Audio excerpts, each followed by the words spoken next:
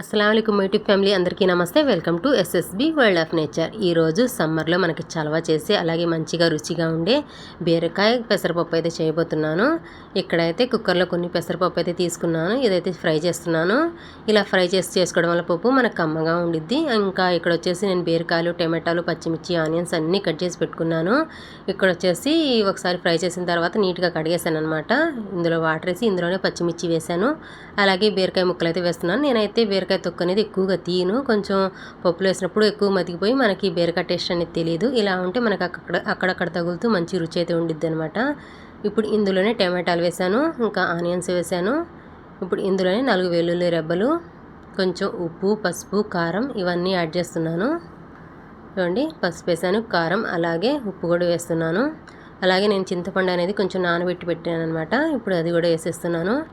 ఇప్పుడు ఇందులోనే కొద్దిగా ఆయిల్ వేసేసి ఇంకా మూత పెట్టేసి ఒక 4 విజిల్లు వచ్చే వరకు మనం పెట్టేయాలి. ఇంకా 4 విజిల్ల తర్వాత అయితే చూపిస్తాను మళ్ళీ. మనకి సమ్మర్లో ఇలా చేసుకుంటే మనకి చలవ అలాగే మంచి రుచి అయితే ఉండిద్ది. పెసరపప్పుతో చేసుకుంటే ఎప్పుడూ ఒకే విధంగా కాకుండా కందిపప్పుతో అలా కాకుండా ఇలా ఒకసారి ట్రై చేయండి, చాలా బాగుండిద్ది. చూడండి, ఇక్కడైతే నాకైతే పప్పు అయితే ఉడికిపోయింది. ఇప్పుడైతే మెదిపేస్తున్నాను. నేను పప్పు అనేది ఎక్కువగా మెదపను, కొంచెం అక్కడక్కడ బీరకాయ ముక్కలు అలా కనిపించేలాగా అయితే మెదుపుతాను అనమాట. నాకైతే కొంచెం ఉప్పు తక్కువగా అనిపించింది. మనం ముందు వేసాం కదా పప్పు ఉడికించేటప్పుడు, కొంచెం తక్కువగా అనిపిస్తే ఇంకొంచెం వేసాను, ఇంకా మెదిపేసాను. ఇక్కడైతే పోపు అయితే పెడుతున్నాను. ఇంకా స్టవ్ వెలిగించి ఒక గిన్నె అయితే పెట్టాను. అందులో ఆయిల్ అయితే వేసాను. చూడండి, ఆయిల్ కొంచెం హీట్ అయిన తర్వాత ఇందులోనే పచ్చనిపప్పు, వెల్లుల్లి రెబ్బలు, అలాగే ఎండుమిర్చి, మినపప్పు అన్నీ వేసాను. ఇది కొంచెం ఫ్రై అవ్వాలి. నేను వెల్లుల్లి రెబ్బలు అనేవి కొంచెం పప్పులో కూడా వేసాను, అలాగే ఇక్కడ పోపులో కూడా వేసాను. వెల్లుల్లి మనకి హెల్త్కి మంచిది కదా, ఎలా అయినా వేసుకోవచ్చు. అలాగే ఇది కొంచెం వేగిన తర్వాత ఇందులో ఆవాలు, జీలకర్ర, కొన్ని మెంతులు అయితే వేసాను. ఇది కూడా చక్కగా ఫ్రై అయిపోయినాయి. ఇప్పుడు ఇందులోనే సన్నగా కట్ చేసి పెట్టుకున్న ఆనియన్స్ అయితే వేసాను.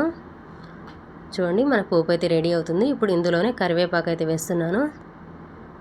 ఇదైతే ఒకసారి కలిపేసి ఇందులోనే కొంచెం కొత్తిమీర కూడా యాడ్ చేసి ఇంకా మనం మెదిపి పెట్టుకున్నాం కదా పప్పు, అదైతే వేసేస్తున్నాను పోపులో. ఇంకా మనకైతే పెసరపప్పు బీరకాయ అయితే రెడీ అయిపోయింది. కమ్మగా ఉండిద్ది, చాలా టేస్ట్గా అయితే ఉండిద్ది. ఒకసారి తప్పకుండా ట్రై చేయండి మీరు కూడా. ఇక్కడ పోపు అయితే రెడీ అయిపోయింది. ఇంకా నేనైతే ఒకవైపు అయితే రైస్ కూడా పెట్టేశాను. ఇంకా ఫిష్ ఫ్రై అయితే చేస్తున్నాను.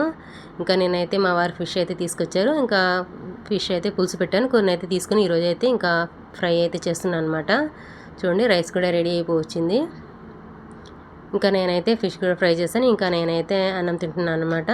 ఇక్కడైతే వేడివేడిగా అన్నం వేసుకున్నాను, అలాగే పప్పు, ఇంకా ఫిష్ ఫ్రై అని. ఈరోజు అయితే మా ఇంట్లో ఇదే స్పెషల్. మరి మీ ఇంట్లో ఏం చేసుకున్నారో కామెంట్ చేయండి. అలాగే ఈ వీడియో మీకు నచ్చినట్టయితే లైక్ చేయండి, షేర్ చేయండి, కామెంట్ చేయండి. అలాగే ఫస్ట్ టైం మా ఛానల్ చూస్తున్నట్టయితే సబ్స్క్రైబ్ చేసుకోండి.